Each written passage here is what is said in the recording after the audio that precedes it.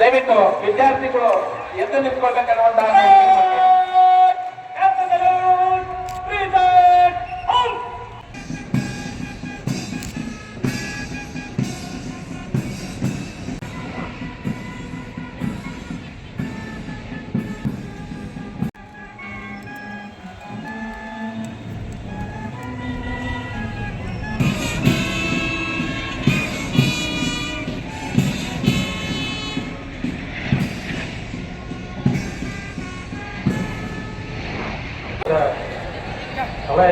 ಮೇರೆಗೆ ಗೌರವವನ್ನು ಸಲ್ಲಿಸಿಕೊಂಡು ತೆರಳುತ್ತಿದ್ದಾರೆ.